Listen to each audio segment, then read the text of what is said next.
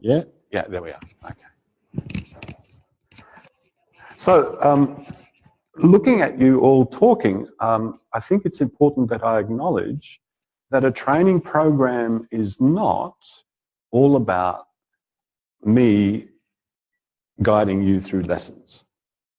A training program is about, yes, me guiding you through lessons, you actually conversing with each other, you watching each other, you learning from each other, you learning from sources outside of this room. A training program is all of that. It's not just me going blah, blah, blah, blah. That's a very limited way of thinking about a training program, believe me. Yeah. So, you know, as you dip your toe into the water and then as you kind of immerse yourself into the whole thing, that's the training program, getting into the whole pool. I'm just the big toe in the water. That's all I have. So, to start answering that question, you know, I'm always teaching the same thing. Let me present you with a model that I've used for most of my professional life in the Feldenkrais world. And it's a model that helps you navigate what is it you're actually attending to. It's a model that I've borrowed a little bit from a chap, a Chilean biologist by the name of Humberto Maturana. And really what it is, it's a couple of lines on the wall, but if you think of this circle as a living organism, you. If you think of this little wiggly line as the niche, the environment, physical, social, the medium in which you live. And if you think of these little lines here as being a reciprocity, you engaging with the environment and the environment coming back to you, you could say that that's behavior. So what can you direct your attention to? Well, most of the time, we're directing our attention to the environment. What's out there? Not that little talk, you know, am I about to step on something? Is there a car coming? Where's my coffee? That kind of thing. Most of the time, that's where our attention is, outside of ourselves, out there. And when we're engaging with other people, the next thing that we're doing is looking at behavior. We're looking at what other people are doing. Because as social beings, human beings are very social, your survival depends on knowing what your fellow beings are up to. So we're very much engaged attentionally with that.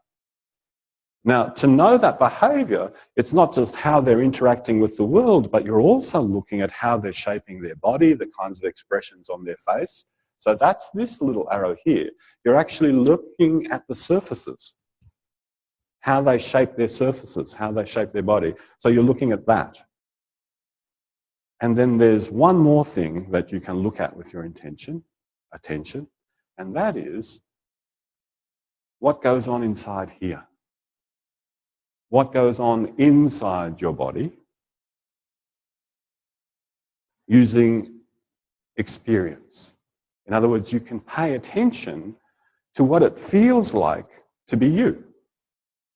What it feels like to be an embodied being. All the sensations, all the experiences that are in there. And that's where most of the time awareness through movement takes you. Right down in, why is it down? Right across into that lived experience of you as a living being. That's where a lot of ATM takes you. For a very particular reason, and this has got to do with why am I standing behind here? And it's got everything to do with a very fundamental belief of the guy who originated it. Now, one of our tasks as your guides, as your facilitators, is to make you very aware of the fundamental beliefs and concepts that operate in this method. And so Feldenkrais had a very fundamental belief. And that was that most people were alienated to their experience of their bodies.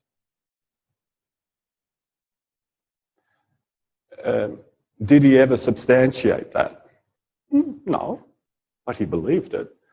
Maybe he believed it on the basis of experiencing so many others. Maybe he believed it on the basis of his own original experience of himself. Who knows? But that's a fundamental belief that he had. That most people are alienated to the experience of their bodies, except for those that are really strong, some emotional experiences. But the subtleties, being able to detect the subtleties of what's going on. So based on that belief, can you see how the method evolved? That's the whole method. How can you use your attention to become more acquainted with the subtleties of your own experience in order to live a better life? Full stop. And that's the whole realm of ATM. Yeah. Now, this little intro is more or less like an extended scan that we're about to do together, just sort of like a 15-minute extended scan. And it's focusing in on your experience of breathing, which is hopefully you're all doing. Because if you're not, you should call the ambulance or should call the zombie squad, one or the other. Yeah. Now, we breathe about 21,000 times a day. It's a lot. How many times do you experience your breathing? Really? 21,000. What do you reckon your hit rate is? 6? Interesting. Keep tabs. Because in the act of keeping tab, you'll be counting your breathing and you'll know you're breathing. But yeah, so if a breath cycle is around 2 seconds out and 2 seconds in, that's 21,000 a day. There are some individuals that pay attention to their breathing 7 days a week, all the time. And most of us that don't.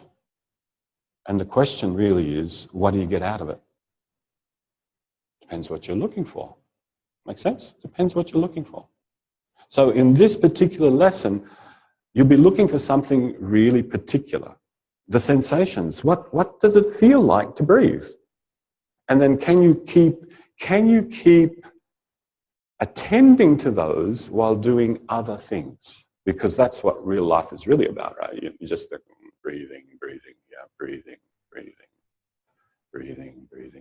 No one, hardly anybody, lives a life like that.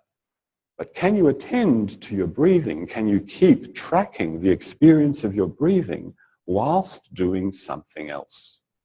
That's what this little scan is about, which is kind of an intro for the rest of the week.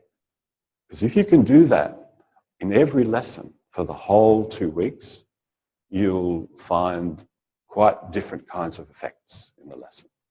Yeah. So please, lie on... Actually, why don't you go ahead and lie in any position you like?